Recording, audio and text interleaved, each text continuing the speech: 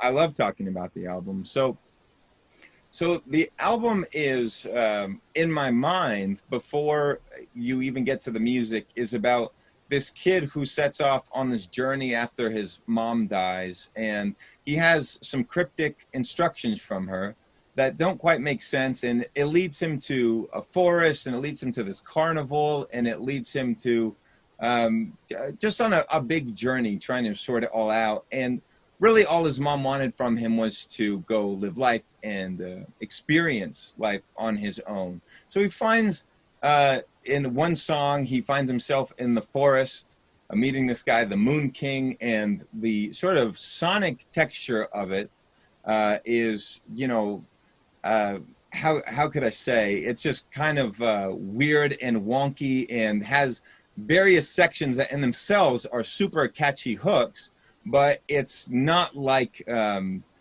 singles you find in dance music. There's like two or three that really qualify as like a catchy single for dance music, but in most cases, it's more about putting you in a particular world. There's another world that, like I mentioned before, is this carnival, and it's narrated by this crazy carnival host who brings you into it, and then you go into the depths of it, and it gets darker. And most of the songs really don't have synths, or the synths are really much more in the back, and it's all focused on real instruments.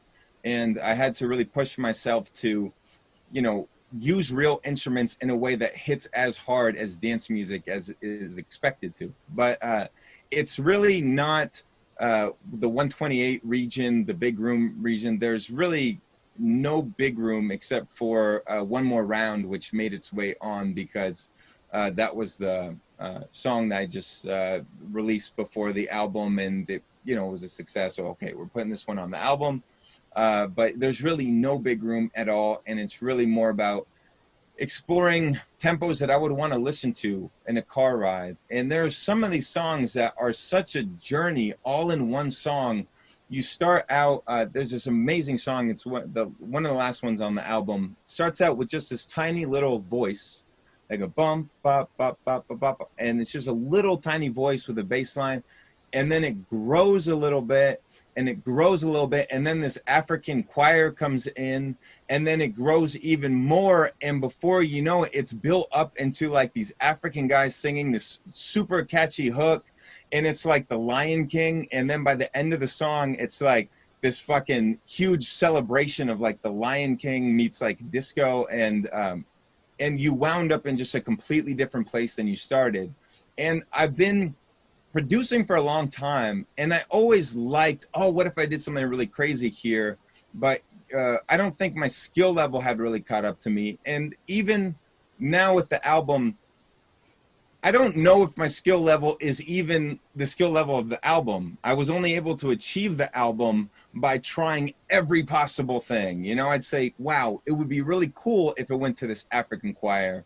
And then logistically, even with the music theory and everything I know, I was like really struggling to make it work, but I would just do 30 versions until it fucking worked.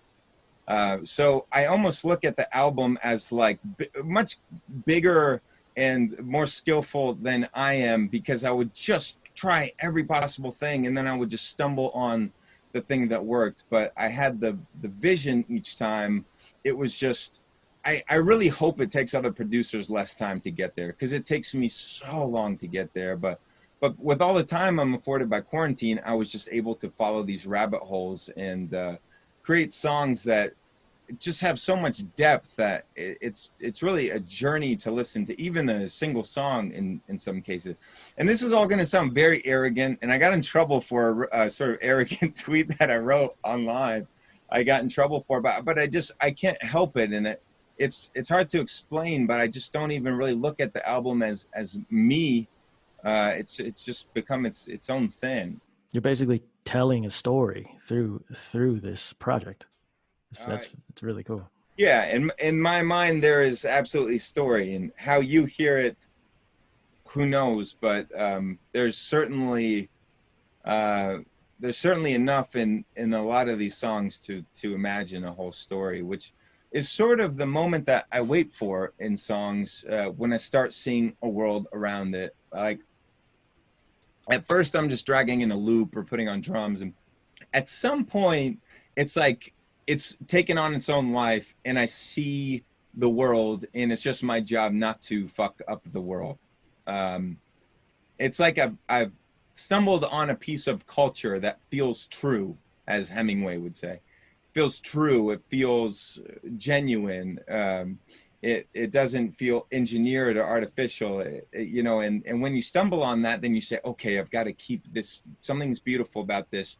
I've got to not overcook it, and I've got to not overthink it, and try to stay in the mindset that caught me when I realized there was something beautiful about it. Got it. Do you have any features that help you tell that story as it kind of unfolds as you're going track to track?